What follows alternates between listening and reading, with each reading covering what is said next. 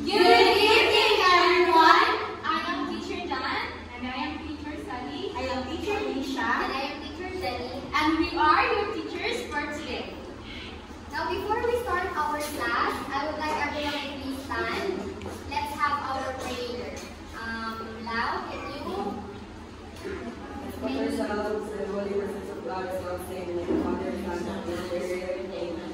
Our Father, Lord, in heaven, hallowed be your name. Thy Father, Lord, on earth as it is in heaven. Give us this day our daily bread, and forgive us our sins, as we forgive those who sin against us. Do not bring us into test, but deliver us from evil. Amen. Okay, once again, good evening, everyone. Are you still there? Yes! Okay, let's check your attendance. Kisa'y absent ka ro? Naa ba?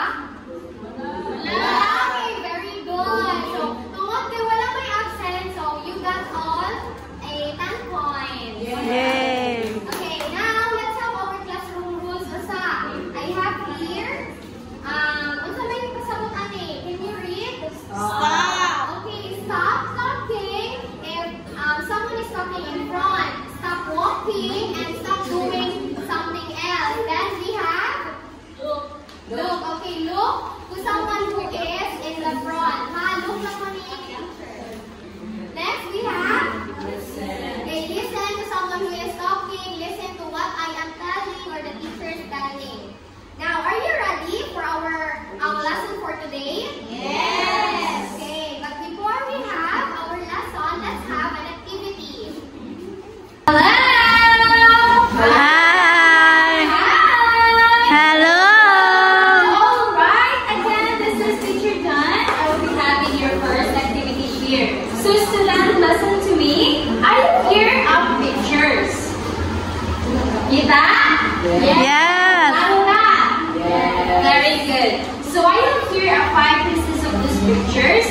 And you will guess this one. Usabi mga kasihang mga pictures na akong ikutan. Akong ihatag ninyo individually or by group. So I will gonna group you into 5. Okay? So magpili ng isa katao na mag-explain. Okay? Yes, teacher. Okay? Yes, teacher. Okay, very good.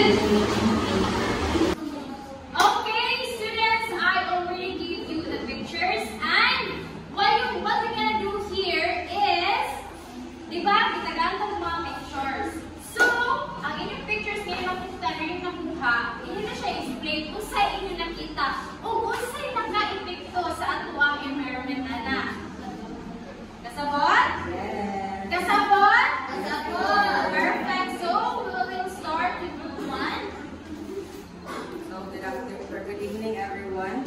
So, my pictures are all about different calamities that we are experiencing nowadays, such as like super typhoons, droughts, and lagi mga typhoons. Now, what does these natural calamities affect our environment? It affected our environment in ways that ganing maputol ang atuang kanang day-to-day lives. For example, if magbaha sa kanang mga karsada, di ba, may mag-cause of traffic, malita sa itong mga tuan. And also sa drought, if mag-drought ganita, makaubos ang atuang supply sa itong mga kalanunon. So that's kanang makuhan siya, hungry ang mga tao. Yes. Okay, so that is the group 1. Thank you so much, very clear, Samantha Lau. So we'll have now the group 2, Ruth Del Alcanzado. So, kaling ang teacher is nag-show different calamities, which is naibaha, pollution, traffic, and also kanang different kinds of kanang mga basura, no? So, this calamities cause us kanang harmful siya sa ato kanang like for example, mali siya sa pollution, labi na sa mga bata, no? It is harmful for them to kanang malanghap niya. So, makadaw sa ilahang baga balon din.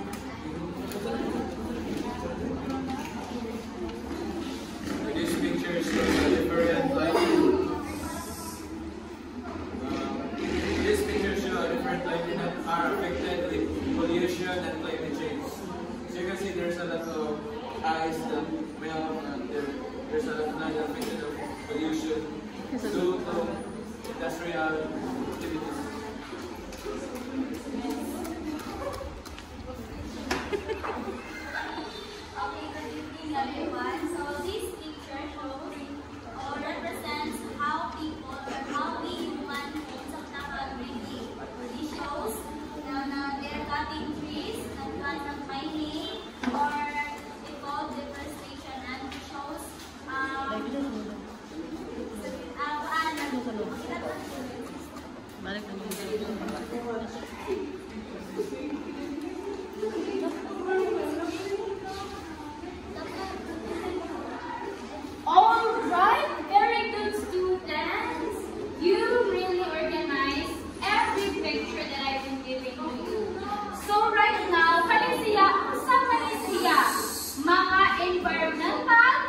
problems, right? Yeah. Ating mga baha, sunog, mga deforestation, pollution, daghan kaayo ng mga problema sa atong environment. And one thing that we're gonna do about this one, this issue, is to raise awareness, right? Okay, so very good, students. Okay, now what are those words again na inyong encounter? Inyong na-answeran? Life food, pollution, carbonization. Yes, and why do you recognize those environmental problems? Kano man na-recognize man ninyo? Yes, because you have seen it and you have experienced it. Now, nano mo ay idea sa atong topic for today? No? Calamity? No? Yes, literacy. But on saan? Literacy. Okay, our topic for today is ecological literacy. Now, before we talk about ecological literacy, let's read first on sa ato ang objectives. Okay, can you read, everyone? At the end of this chapter, students should be able to define ecological literacy, distinguish ecoliteracy and ecological literacy, recognize individual and collective roles in protecting and rehabilitating the environment. Okay, thank you for reading now.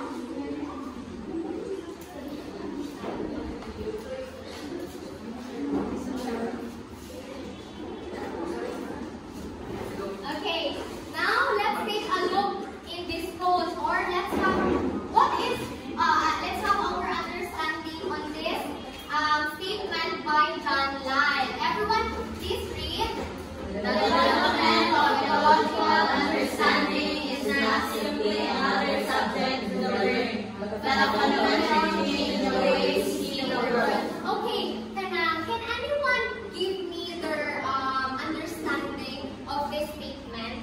Unsa man ninyo ang understanding about that statement? Unsa inyong nasabtan? What does it mean to have an ecological understanding? Okay, I will give right. Yes, Rian?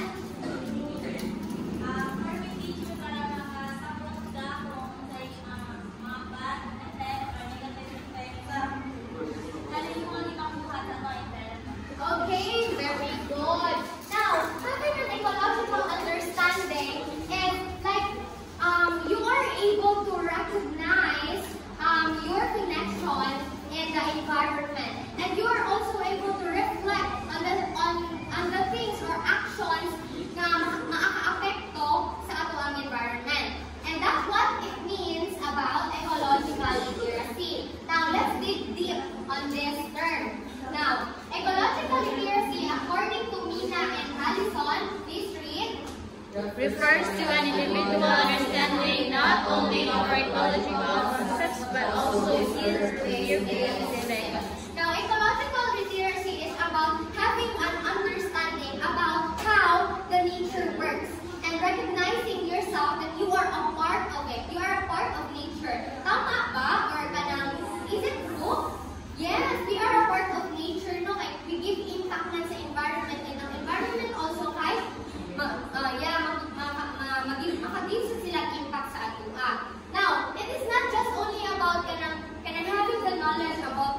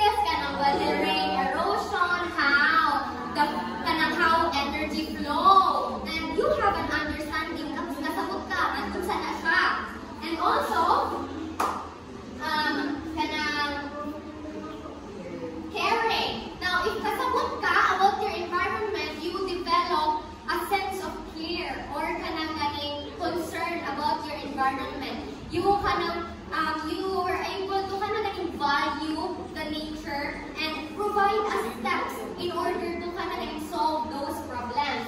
And now, and that is practical competence means nga kanang kuan applying these two, knowing, applying your knowledge and being caring, di ba?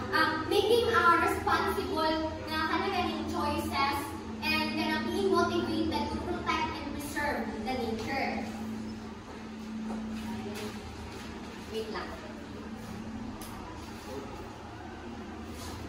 Now, do you consider yourself as an eco-literate person? No. Do you know, David Orr said nga, the root of environmental crisis is because our ability, the individual or us, our inability to think. Inability to think about mga environmental processes, about mga actions galing na atong ibang buhat na maka-affect di ay sa atong environment. Wow, sa kayo magod ka na, hindi na natagaw na muna sa atong environment, balik magpagkuyang na tagingan na, abala na, abasta. Yan na lang, without knowing na dako siya impact sa ato value. Now, ecological literate person understands the dynamics of the environmental crisis, which includes an understanding of how people have become so distracted. Now, if you are ecological literate person, you are aware of the issues galing. Sa mga issues, deforestation, pollution, climate change, and then you understand and recognize how human practices, sa mga human practices, mga illegal, mga practices, dynamite, industrialization, diba? How these practices kay maka-affect or maka-contribute sa environmental crisis. Yes. Now, ecological literacy, everyone, is read to enable conscious and participants to make informed decisions for action on environmental. Now, ecological literacy aims to empower individuals to actively participate in addressing the environmental issues or problems. Now, once again, ecological literacy, you have the knowledge how the nature works, and also you have you recognize the actions of human on how they affect the environment. Ano siya, ecological literacy? Do you understand? Yes. Yes. Okay. Now, okay.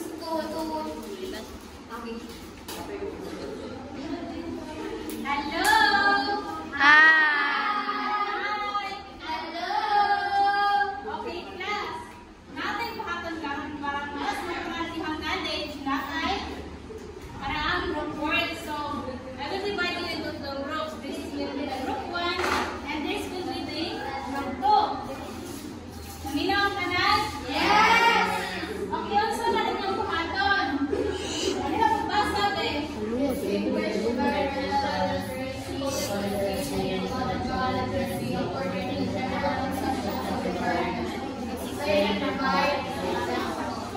Sa inyong pahaton, mag-reporting mo mag-search mo, and then mag-provide mo explanation, and then examples, and then mag-pili lang mo sa representative each group.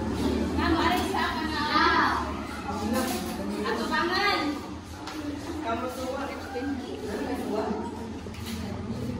Tara, group 1 and group 2.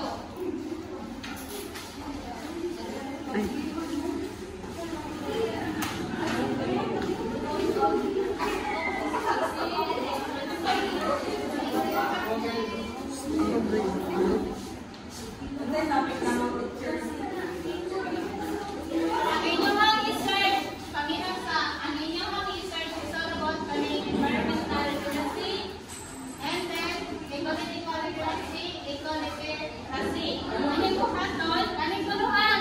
Inyong buhaton, mag-search mo kung saan na sila, mag-provide explanation, and then examples.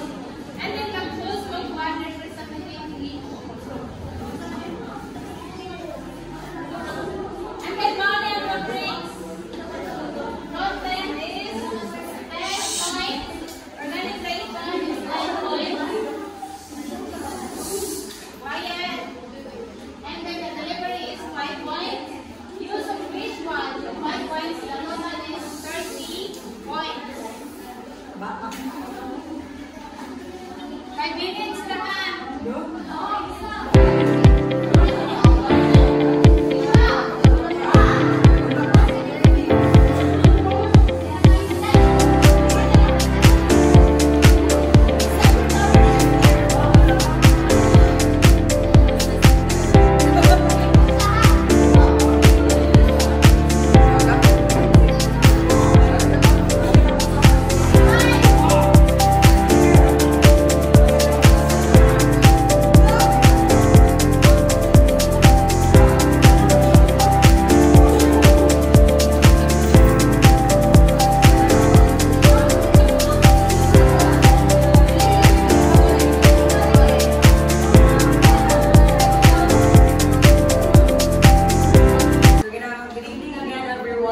So here are our reports.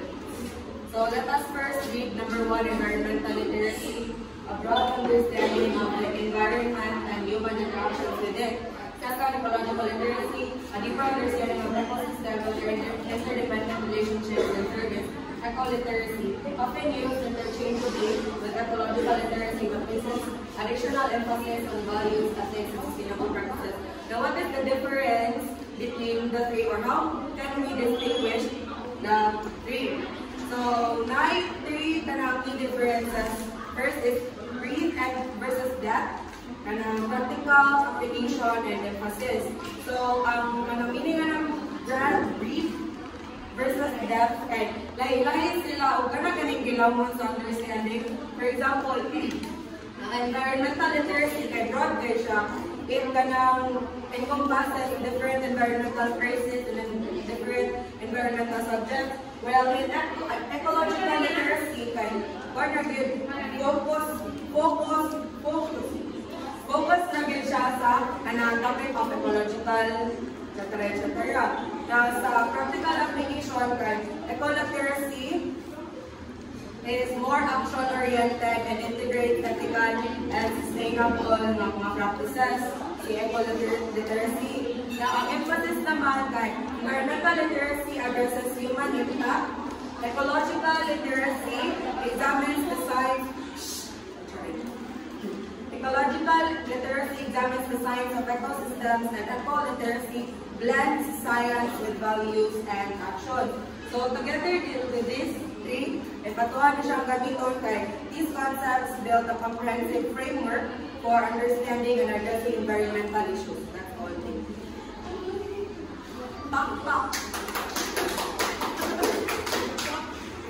Environmental literacy, understanding how the natural works, how human activities impact the environment, and how to make decisions that promote sustainability. So, for example, sa one is we need to recycle thing, magamit pa recycle sa then water conservation. So, sana itong tipid sa tubig para mas makatabang na sa ating environment. So, next is eco-literacy, understanding of natural system and the ability to apply this knowledge to be sustainably and responsibly. For example, is school gardening program. So, it can help sa tatawang ecosystem sa para mas lesser ang mga environmental issues sa environment. Okay, and the last one is ecological. So, this is ecological literacy and focus on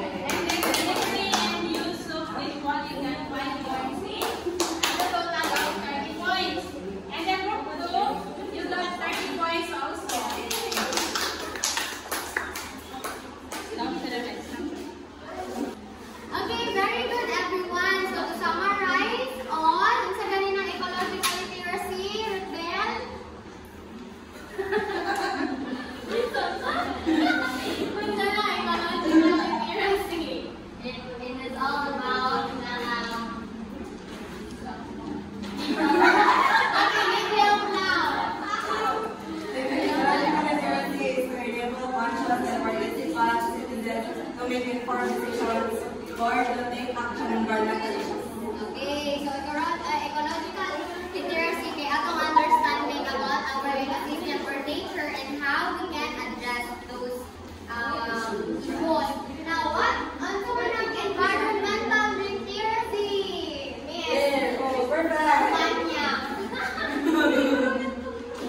Inyo ang i-report ganun yan. Diba? Nag-report man mo. Okay, sir, makatubag sa environmental. Okay, Jenny.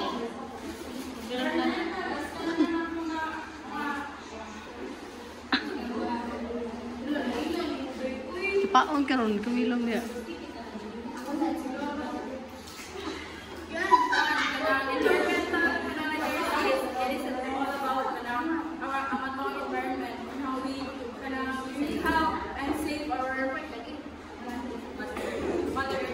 Okay, so environmental literacy kay about understanding and engaging in the environmental problems.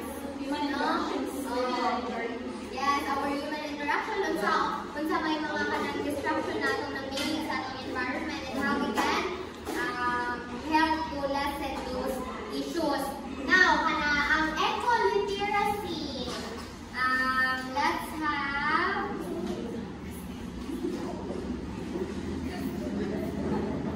Let's have Jamaica.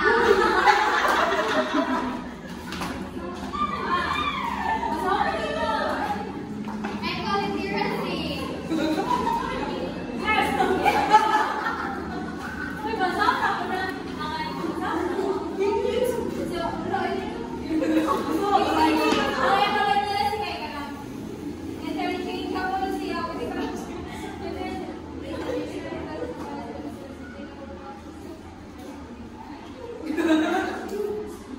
Okay, ang eco-literacy. Okay, ang eco-literacy ay it is recognizing how we can be sustainable or to live in a sustainable way. Okay, so everyone, do you understand our topic? Yes! Yes! Yes, Maya! Yes, Joyce. Okay, let's have another activity. Alright!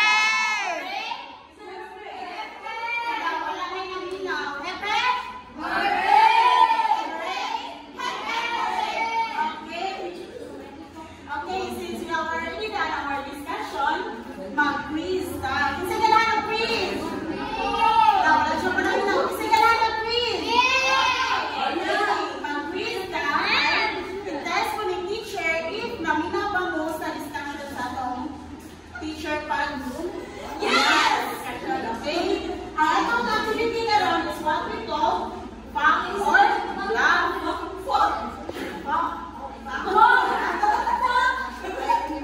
So, if wala ka si teacher o fact, mo baraw mo. Wala ka yung bluff, kayo yung goal.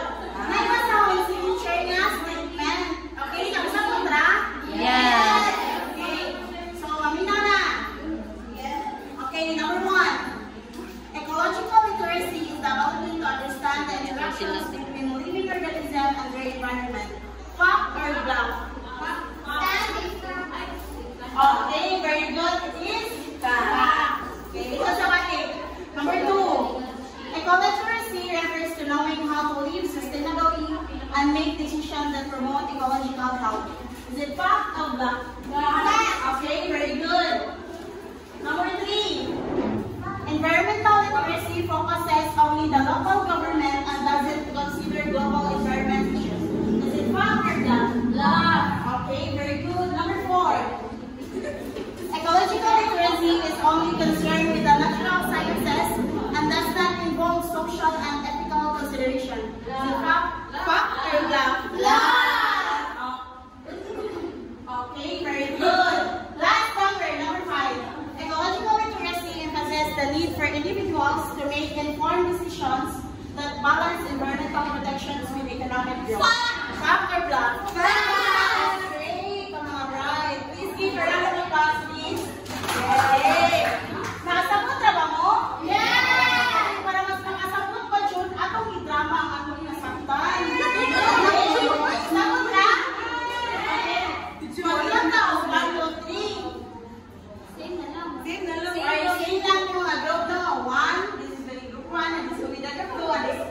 that you're free. And all you have to do is, an individual action is, ang inyong buhaton is, what can a single person do to help the environment? Ang collective actions, kaya yung nag-organize sa inyong grupo, inyong buhaton is, what can a community or group of people do together to address the problem? Okay, since we wala nang take time, I will give you 2 minutes to prepare. Yeah. Okay? Nakasama tra? Yes. Okay. Can we start now?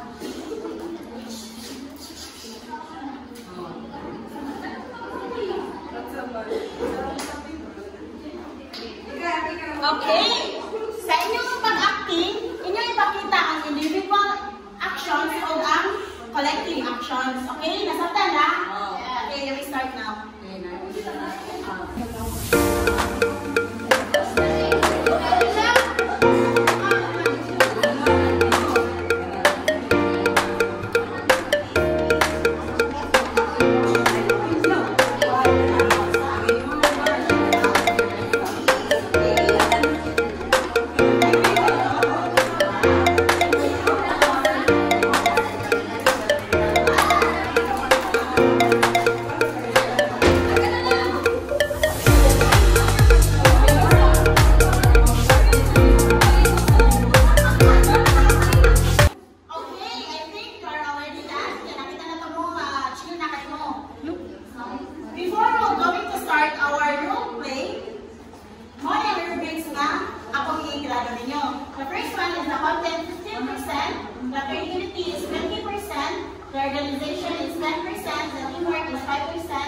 And a total of 50%. Okay? Let's start with a group 1. Come here in front now, group 1.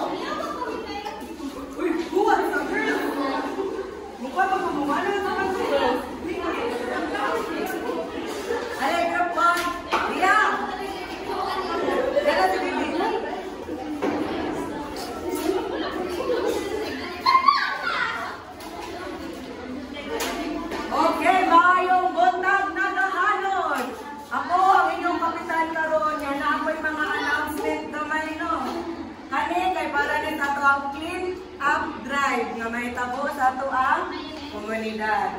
Kailangan na inyong basura kay segregado na. May malata, may balata, yan na ay mga magamit pa. Ang inyong mga butang, kailangan half size o nindot. Kay para ang atong komunidad, half size o lingkod. Nakasabot ba mga nanaharon? Yes! Nakasabot mo guys? Yes! Salamat, maulang to. Scene 1. Uy, John, yan, napit atong narati yung Christmas na dapat aking isigigit atong basura. Hindi, natin ako na ako, ako yung diya. Nasigit na lang.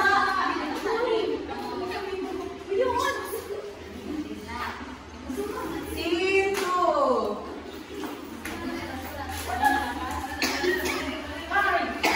Uy, John, yan lang sa basura na yung kaya, di ba? Ako lang, sunod mag-plaster eh, makanaon ka sa yung system.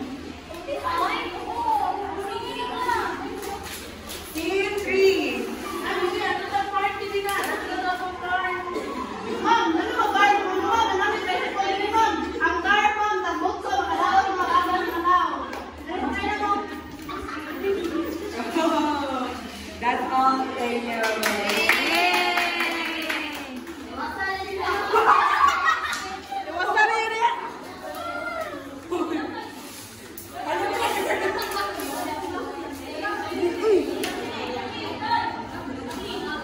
Wow, very good. Another round of give Okay, very good. Please sit down, Sabi. Ano, nagkagupot na mo? Okay. It seems like really understand our topic for today about ecological literacy. Let's give a 3 claps for ourselves. Okay? Gusto na ka ba ang pinailang grades? Okay, and all groups got the perfect score.